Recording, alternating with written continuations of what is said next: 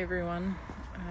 I'll be writing a blog about this later, but I know some people end up having an easier time with video than reading, so I thought I'd give an update of just what's going on with Daniel and kind of describe what happened and share a little story that came to mind. The last few days have honestly been kind of mentally draining. I guess emotionally too. Sunday we had a great time. Annika and I were able to go to church and enjoy that. Monday morning, while I was preparing food for lunch and Jared was doing the dishes, Annika and Elijah and Daniel's therapist and Daniel were all outside, and Daniel was just about to go in his little playhouse. Actually, see that playhouse right there. He was heading into the door, and we've all kind of gotten to know what it looks like when he's about to have an absence seizure, or whatever it is that's going on. Absence seizure is what the doctors have told us it is, so we're going with that.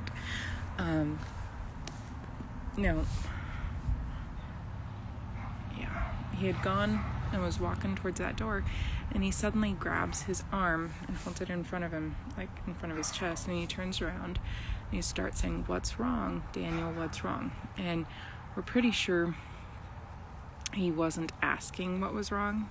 We're pretty sure he was saying what's wrong because he's I think recognizing how he feels, and in the past when he's felt like that, we've ended up looking at him and asking, "Daniel, what's wrong?" Because sometimes maybe he's just,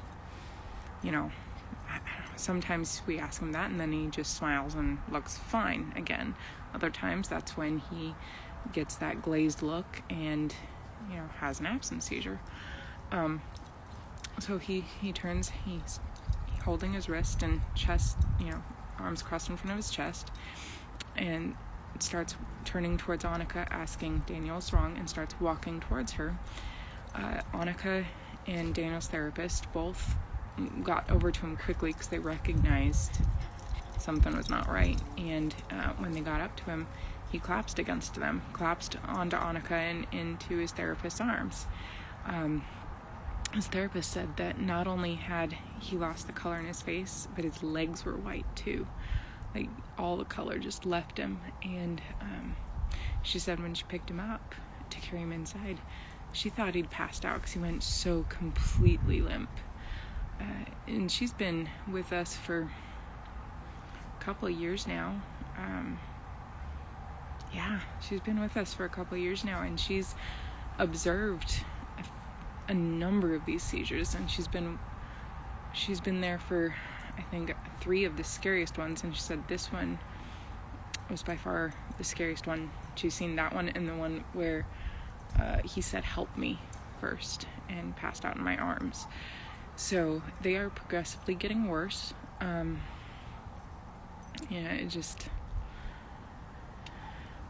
We do have a virtual visit scheduled with the geneticist. They're going to go over and review some paperwork with Jared and I, and kind of get an update on what's been going on with Daniel, how he's doing. And then we're going to go and do a full blood panel. They're going to look at every chromosome, every strand of DNA, everything on all 3 of us, actually, because they said that they're looking for red flags, outliers that are specific just to him, and they can't do that unless they also have mine and Jared's to compare it to, because there could be, just junk DNA or whatever, that's something that's just off but not problematic that he could have inherited, and that would not be causing it, and they don't want to have something flagged that's not the problem. So they're going to need to compare